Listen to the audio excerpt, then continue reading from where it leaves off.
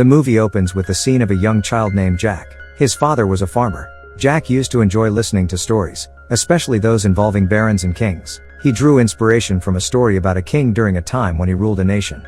Some of the pastors during that king's reign prepared unusual beans. Those were especially the magical beans. These seeds were created with the intention of challenging God and ascending to heaven. Welcome to Review Recapped. Appreciate our efforts by subscribing and turning on the notifications, please. It means us a lot. Spoilers ahead. Enjoy. After planting the seeds, a tree grew taller as a result. That enormous tree was growing rapidly. Pastors were contemplating this as they believed it to be the path to heaven. They were aware as they climbed the tree that there is another world in between earth and heaven, where giants who are taller than humans reside as a dangerous place. When they came there, those giants quickly realized that they were humans. They arrive on the earthbound path after discovering it. Their arrival on Earth destroyed everything, even though they only began to consume humans after killing them. The king's knights put an end to one of the giants after seeing this destruction. Pastors then performed sorcery on it, pulling out the heart. He used that heart to forge a magical crown. The most shocking event was when the king appeared before the giants while wearing that crown. The giants bowed down before the king at that point. Because he held that crown, they acknowledged him as their king. The giants were then told to go back to their own country by the king.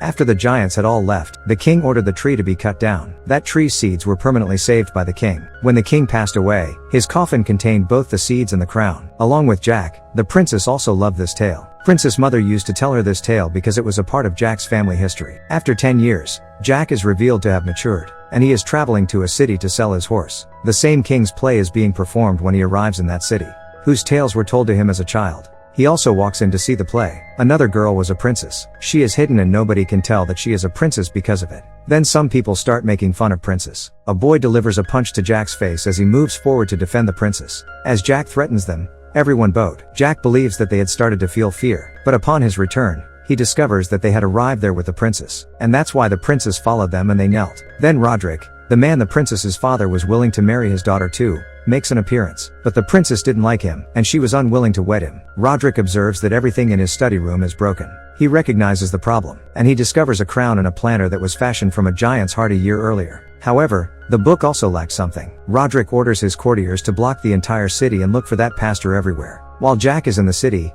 a pastor comes to him to sell his horse. "I'd like to buy your horse," he declares. "There ought to be money for it." According to Jack, the pastor had no money at all. In addition to giving Jack some beans, the pastor shares some Father's Day information. After giving him these beans, you will receive payment. Jack identifies the person who receives money instead of beans. "These beans are magical rather than ordinary," the pastor responds. "They have the power to alter the entire world. They are also extremely rare, so keep them safe at all costs." Pastor walks away with Jack's horse, warning everyone to never, ever submerge it in water. He is apprehended after that. As Jack enters the house again, his uncle explodes at him. "You bring beans instead of the horse. What is this? You were duped by that pastor." And in his rage, he hurls down those beans. As Jack starts to collect the beans from the ground, one of them falls from the wooden holes. Jack doesn't seem to notice it. Outside it was pouring rain. Due to her lack of readiness for marriage to Roderick, Princess was only passing through that area. She had therefore fled her home in secret. Princess seeks refuge in that wooden house from the rain. Both of them start talking because Jack is aware that she is a princess. Suddenly, raindrops enter the wooden hole through which the bean is passing,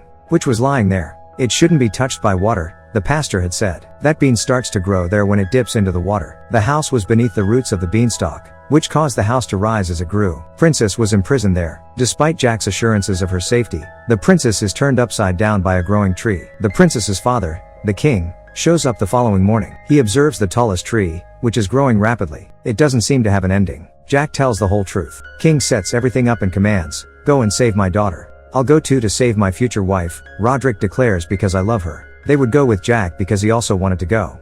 Roderick cuts the rope on purpose as he climbs the tree to the top. As a result, a few knights are knocked to the ground and killed. They arrive at their intended location, which was halfway between heaven and earth. As Jack approaches, Roderick says, "I know you have those magical beans." Roderick grabs the beans, brandishing a knife. "Give it to me." But Jack always has a bean with him. 3-person groups of each size start looking for the princess in separate directions. Everywhere there was a life-threatening situation. Before Jack's group, a giant shows up. While holding both of Jack's friends captive, he departs.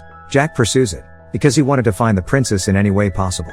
He knew the princess would be hidden in the area where the giant was going. Then a picture of Roderick and his friends appears. Because he wasn't his friend, Roderick pushes one of them down. Then, in front of them, a giant materializes, and it takes Roderick's friend's life before him. Now that Roderick is about to be killed, Roderick pulls out a magical crown. The same crown from a giant's heart from 1,000 years ago still existed.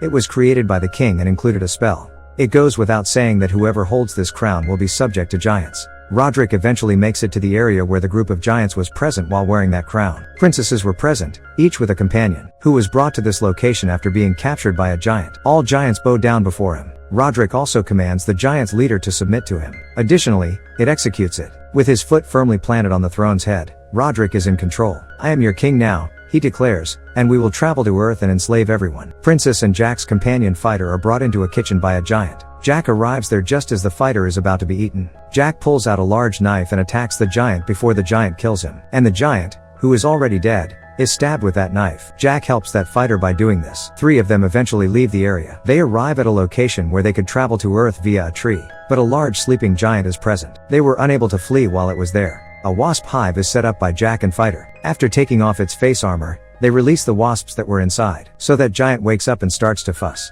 That enormous object tumbles to Earth after losing its stability. King notices it and warns that giants are attempting to descend right away. This tree is to be cut down. He commands his knights, because if those giants ever set foot on Earth, everything will be destroyed. Additionally, no one will be able to stop this destruction. The fighter tells Jack and the princess, "Go to Earth while I'm here, because I will stop at nothing to stop Roderick. He'll bring catastrophe everywhere, including to Earth, and I am aware of his strategies." That fighter remains there, and Jack and the princess begin to descend the beanstalk. The tree may be cut down against the king's will. Considering that tree poses a threat to the entire world, he knew this, and it might be to blame for the catastrophe. Roderick, however, is getting ready to visit Earth alongside the giants. The fighter was also there, concealed. Before the giants start to descend, that fighter fires at Roderick. He then murders him. And the crown that was on Roderick's head has fallen off. The tree was felled by knights, as can be seen on Earth, and the tree starts to fall steadily. Along with the tree, that fighter is collapsing. Princess and Jack also participate in the tree's fall. However, the giant's leader is chosen from among the 3 who live, and he places it on its fingers. He is acknowledged as the ruler of all giants. However, due to the tree being cut down, they were unable to travel to Earth. There, they discover a small pouch that contained the same beans. These magical beans were the same. Those beans are thrown into the water by the king's giant. There, the enormous trees start to sprout. Those giants point the trees in Earth's direction and move forward. King is delighted to have his daughter, which makes Jack happy. But he was ignorant of Jack and Princess's growing attraction to one another. Jack bids the princess farewell and then leaves because he is a layman. Jack notices the trees returning to Earth as he walks toward his house. He realizes that Roderick's snatching of those beans is what caused it to happen. They want to visit Earth right now, those giants. He moves to inform the king that everyone's life is in danger while riding a horse. The king and princess are approached by Jack. Giants have arrived, he informs. Giants had been encircling that location in the interim. The disaster had already begun to be overcome. King and Jack gallop to the palace to flee for their lives, because they could prevent them from being attacked by giants if they couldn't get there, because those are a part of the king's lineage, which is where the story began. The giants will hold on to this family tightly forever, considering that the king had sent them back while wearing that crown. Before any harm from giants, they all arrive at the palace. Jack, however, is left behind. The beanstalk that brought them here must be removed, he orders. Jack, however, rises precisely before ascending. That beanstalk is caught by the head of a giant. The fighter gives the command to continuously fire arrows. They execute it as well. Finally, the giant's leader plunges into the water. Since there was a fire burning there, it couldn't rise there. He then starts looking in the water for a different route. When the door was about to close, giants used ropes to pull it in their direction. King's knights are pulling the door in their direction. Additionally, those giants fling those on fire trees into the palace. Targeting it, a giant hurls it at the palace wall, and the wall of the palace is destroyed. King observes it and is dismayed that it is challenging to stop them. The princess is invited into a room by the king. A covert route exists.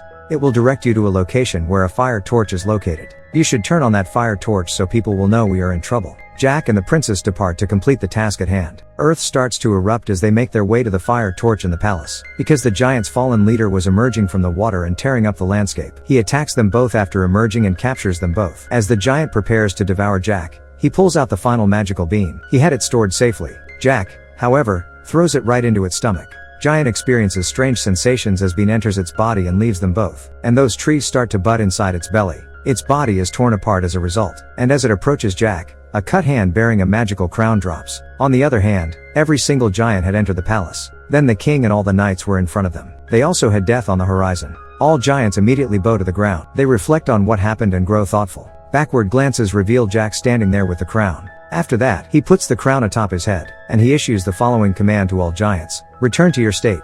In the end, we see that as the giants depart, every tree is cut down. Jack then marries the princess. They also had 2 children, about whom Jack is currently telling tales of the giants, as he had been told ever since he was a child. "Where is that crown?" demand the children. Jack asserts, "That crown is still in place because it has been magnificently made. It is there for display purposes. People travel from far off places just to look at it, and its truth has yet to be revealed." Hope you enjoyed. Thanks for watching.